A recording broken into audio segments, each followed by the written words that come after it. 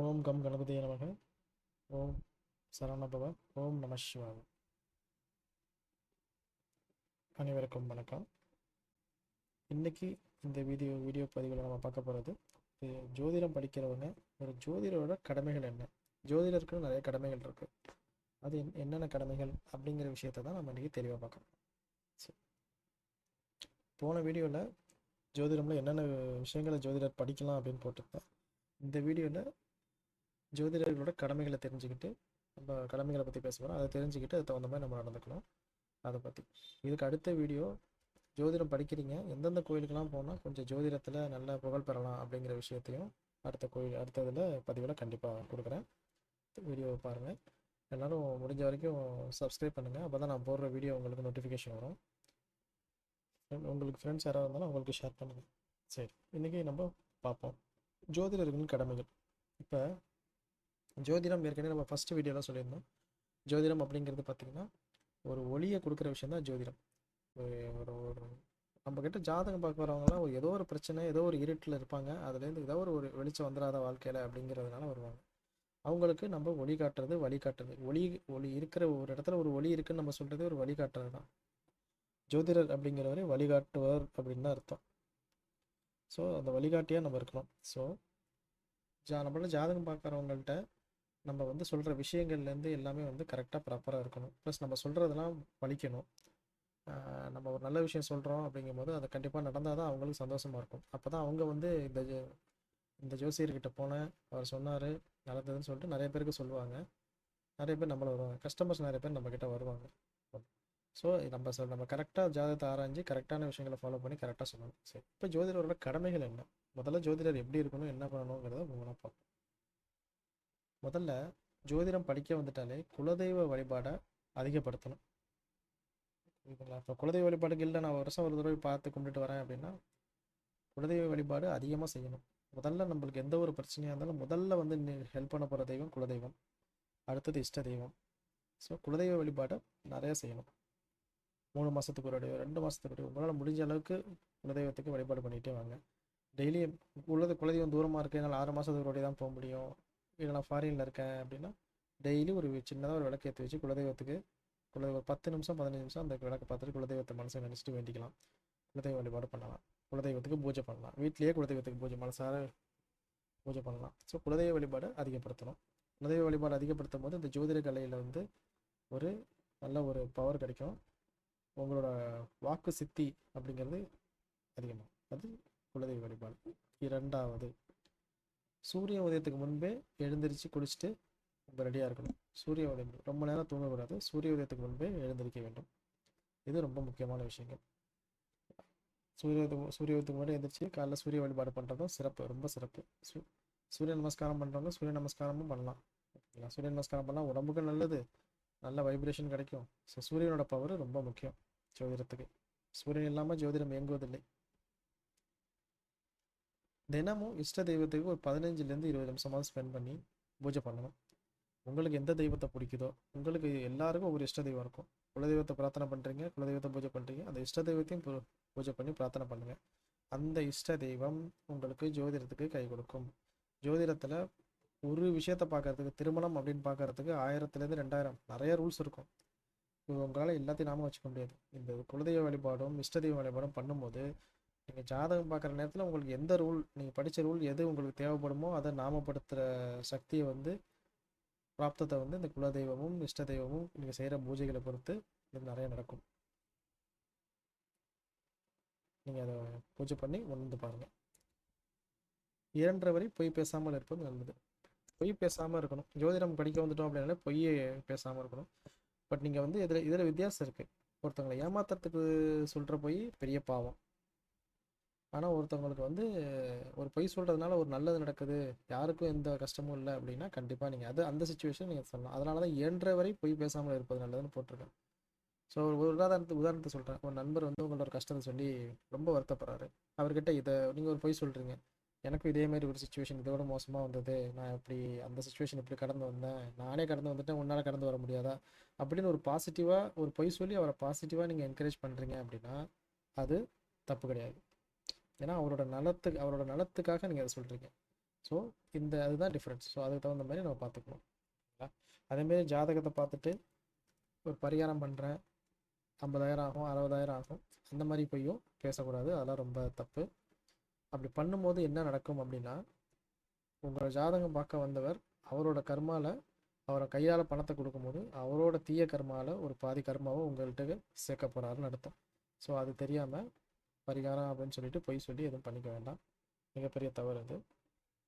உங்களுக்கு பரிகாரம் சொல்லணும், பரிகாரம் இருக்குது, உங்களுக்கு பரிகாரம் தெரியுது பண்ணணும்னா இந்த கோயிலுக்கு போங்க, இந்த கோயிலுக்கு போங்க, அந்த ஐயரை பாருங்கள், அவங்ககிட்ட பேசிக்கோங்கன்னு சொல்லி அனுப்பிச்சிருக்கேன். நான் பண்ணித்தரேன், நான் அதை பண்ணித்தரேன் அப்படின்னு சொல்லி பண்ண வேண்டாம். ஏன்னா இது நிறைய விஷயங்கள் நடக்குது.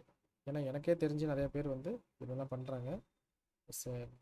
எனக்கு தெரிஞ்சு ரொம்ப க்ளோஸான ஒருத்தர், அவரே வந்து பார்த்திங்கன்னா தகடு செஞ்சு தரேன், அது செஞ்சு தரேன், இப்படி செஞ்சு தரேன்னு சொல்லிட்டு கிரி ட்ரேடிங்கில் போயிட்டு சும்மா 700 1000 ஒரு தகடை வாங்கிட்டு வந்து அதை 5000 6000 வாங்கிடுவார். ஸோ இதெல்லாம் வந்து தவறான விஷயங்கள். அவரோட தீய கர்மாவை சேர்த்துக்கிறாரு, அதை நம்ம ஒன்றும் பண்ண முடியாது. ஸோ அதனால் நம்ம முடிஞ்ச வரைக்கும் நம்ம உண்மையாக இருக்கணும், தர்மத்தை ஃபாலோ பண்ணணும், தான தர்மங்கள் செய்யணும். அதுதான் மெயினான விஷயங்கள். அடுத்தது நவகிரகங்களுக்கு மரியாதை கொடுக்க வேண்டும். ஜோதிட தொழிலுக்கு வந்துட்டீங்க. இந்த ஜோதிட தொழில் வந்து ஜோதிடத்தை படிக்கிறீங்க, ஜோதிடத்தை வந்து எல்லாரையும் கற்றுக்க முடியுமா? இப்போ 1000 பேர் இருக்காங்க ஒரு தெருவில் அப்படின்னா 1000 பேரும் ஜோதிடம் படிக்க முடியுமானா அவங்க முயற்சி பண்ணால் 1 நாள் 2 நாள் படிக்கலாம். அதில் வந்து ஒரு 1000ல் ஒரு 50 பேர் மட்டும்தான் டெய்லி ரெகுலராக படிக்க முடியும். காரணம் என்னென்னா அதுக்கு ஒரு பிராப்தம் இருக்குது. நவகிரகங்களும் கடவுளும் தான் யார் ஜோதிடம் படிக்கணும் அப்படிங்கிறத சூஸ் பண்ணுறது, யார் ஜோதிட ஃபீல்டில் இருக்கணும் அப்படிங்கிறத சூஸ் பண்ணுறது அவங்க தான். ஸோ அவங்க நவகிரகங்களுக்கு மரியாதை கொடுக்கணும். இப்போ எவ்வளவோ ஜோதிடர் பார்த்தீங்கன்னா சொல்லுவாங்க, டக்குன்னு பார்த்தீங்கன்னா ஒரு ஓப்பனாக பேசிடுவாங்க. அதாவது எப்படின்னா, ஒரு உதாரணத்துக்கு சொல்கிறேன், ஒரு கிரகம் கெட்டு போச்சுன்னா அவ்வளோதான், இந்த கிரகம் அவன் கெட்டு போயிட்டான், ராகு கெட்டு போயிட்டான், ராகு வந்து உங்களை அழிச்சிருவான், ராகு வந்து உங்களுக்கு எடுத்துருவான், அப்படி சொல்லக்கூடாது. ஏன்னா நவக்கிரகங்கள் வந்து ஃபஸ்ட்டு நவக்கிரகங்களை பற்றி புரிஞ்சுக்கணும். கோவிலில் நவகிரகங்கள் சிலை வச்சுருக்காங்க. கோவிலில் கடவுள் நவகிரகங்களுக்கு சிலையை வைத்து பூஜை பண்ணுறதுக்கு ஒரு அனுமதி கொடுத்துருக்காரு அப்படின்னா, அப்போ நவகிரகங்களுக்கு அடுத்த நிலையில் கடவுள் இருக்கார், கடவுளுக்கு முதல் நிலையில் இவங்க நவகிரகங்கள் இருக்காங்க. அப்போ நவகிரகங்களும் பல தவங்கள் செய்து, எவ்வளவோ பேர் இருக்கும்போது இந்த 9 நவகிரகங்கள் மட்டும் முக்கியமாக சொல்கிறோம் அப்படின்னா, பல தவங்கள் செய்து பல போராட்டங்களுக்கு பிறகு இவங்க நவகிரக பதவி அடைஞ்சவங்க தான் எல்லா கிரகமும்.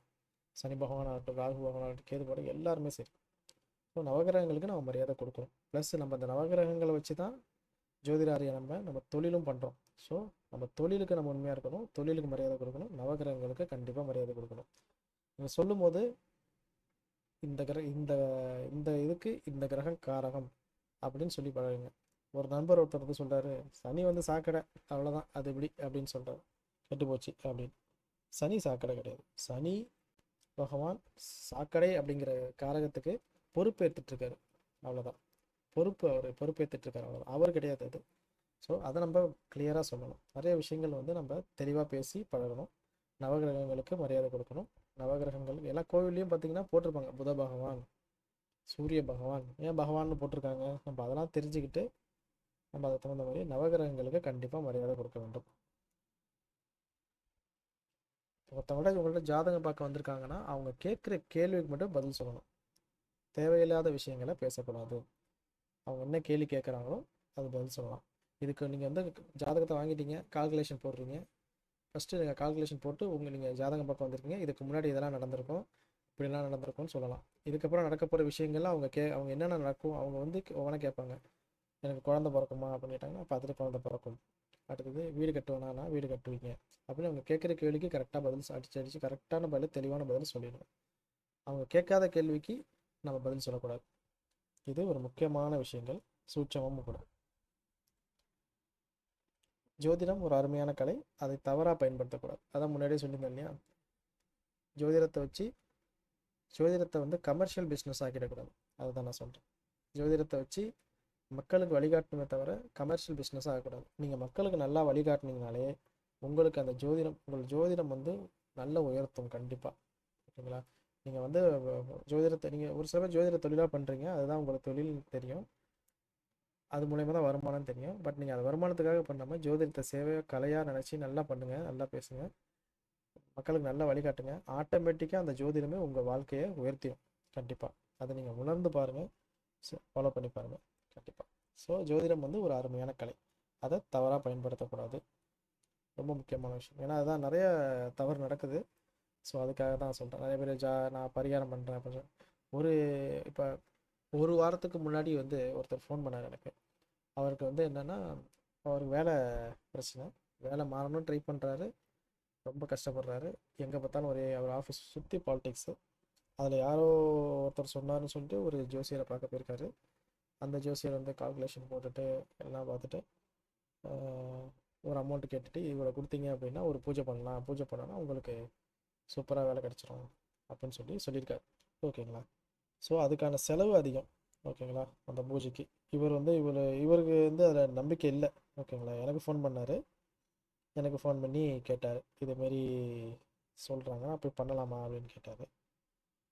நான் உடனே சரி பண்ணலான்னு உங்களுக்கு ஆசை இருக்கா, பண்ணக்கூடாதுன்றக்கான அவர் என்ன சொல்கிறாரு, எனக்கு இந்த பிரச்சனைலேருந்து வெளில வரதுக்கு முயற்சி பண்ணலாமோ அப்படின்னு தோணுது அப்படின்னாரு. சரின்னு சொல்லிட்டு நான் சின்னதாக அவருக்கு ஒரு பரிகாரம் சொன்னேன். நீங்கள் இவ்வளோ தூரம் உங்கள் மைண்ட் செட் வந்ததுக்கப்புறம் நீங்கள் ஒரு 9 வாரம் அந்த பரிகாரத்தை நீங்களே பண்ணுங்கள், செலவும் கம்மி, நீங்கள் பண்ணி பாருங்கள். இந்த 9 வாரத்துக்குள்ளே ஏதாவது நல்லது நடக்குதான்னு பார்ப்போம்னு சொல்லி அனுப்பிச்சிருக்கேன். ஓகேங்களா?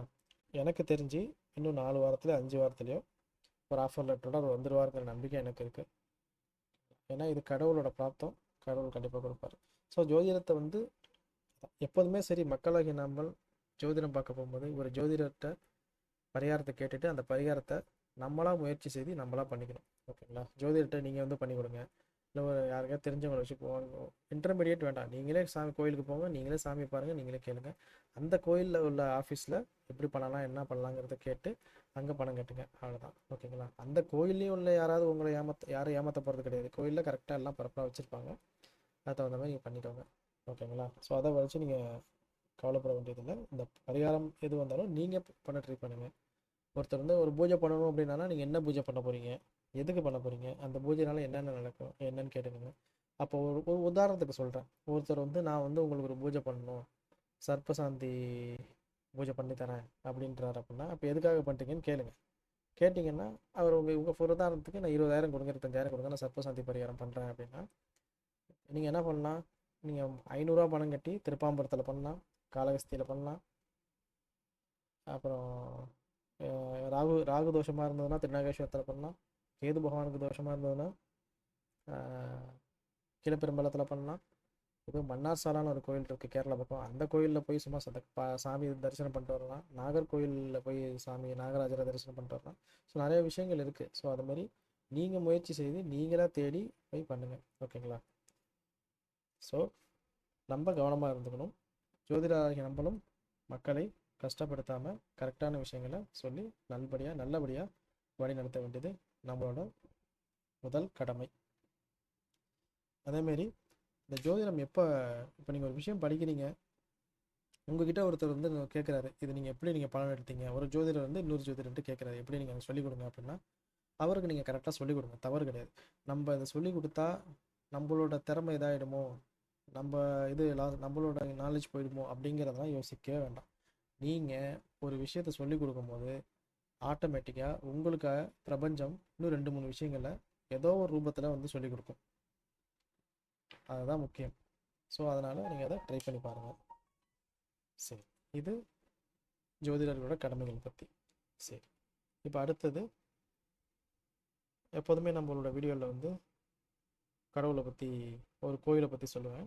இன்றைக்கி நம்ம பார்க்க போகிற கோயில் வந்து பார்த்திங்க அப்படின்னா, கடன் பிரச்சனை இருக்குது, கடன் தீரணும், ரொம்ப கடனில் கஷ்டப்படுறேன், அதில் உடல் பிரச்சனை இருக்குது, கஷ்டப்படுறேன், ஏதாவது ஒரு நல்ல முன்னேற்றம் வந்துடாதா, ஏதாவது ஒரு வழி பிறக்காதா அப்படின்னு நினைக்கிறவங்களுக்கு, தீராத கடன் பிரச்சனையாக இருந்தாலும் சரி, இந்த மாதிரி விஷயங்களுக்கு நீங்கள் என்ன பண்ணலாம் அப்படின்னா, திருச்சேரை அப்படிங்கிற ஊரில் சார பரமேஸ்வரர் அப்படின்னு ஒரு கோயில் இருக்குது. ஓகே, சிவன்.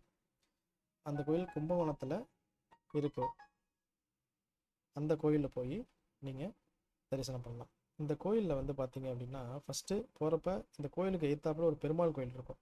முதல்ல அந்த பெருமாளை வணங்கிட்டு நேராக அந்த சிவன் கோயிலுக்கு போயிட்டு, இந்த திருச்சேரைன்ற ஊரில் இந்த சாரபரமேஸ்வரர் போய் தரிசனம் பண்ணிவிட்டு அங்கே போய் நீங்கள் வேண்டிக்கலாம். அங்கே வந்து அந்த இதில் பூஜை பண்ணுவாங்க, இந்த கடன் பிரச்சனைக்காக அப்படின்னு சொல்லிட்டு நீங்கள் போய் பூஜை பண்ணிவிட்டு உங்கள் மனசால் வேண்டிக்கிட்டு இதுமாரி எனக்கு கடன் பிரச்சனையாக இருக்குது, கொஞ்சம் ஏதாவது வழிகாட்டுங்க, உடல் பிரச்சனையாக இருக்குது வழிகாட்டுங்க அப்படின்னு சொல்லி வேணுனீங்கனாலே எல்லாம் நல்லபடியாக நடக்கும்.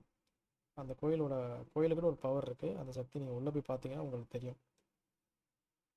இதுலேயே வந்து பார்த்தீங்கன்னா 11 திங்கக்கிழமைனா வந்து பூஜை பண்ணுவாங்க அந்த கோயிலில். அந்த கோயிலுக்கு போனீங்கனாலே உங்களுக்கு தெரியும், அங்கே உள்ள ஐயருங்கெல்லாம் சொல்லுவாங்க என்னென்ன பண்ணணும் அப்படின்னு சொல்லிட்டு. இது வந்து கும்பகோணத்துலேருந்து இந்த நாச்சியார் கோவில் டு குடவாசல் ரோட்டில் இருக்குது. நாச்சியார் கோயிலேருந்து ஒரு 5 கிலோமீட்டர், 5லேருந்து 7 கிலோமீட்டருக்குள்ளே தான் இருக்கும். ரொம்ப அருமையான கோயில், போய் பாருங்கள். நன்றி. அடுத்த பதிவில் உங்களை சந்திக்கிறேன். மிக்க நன்றி.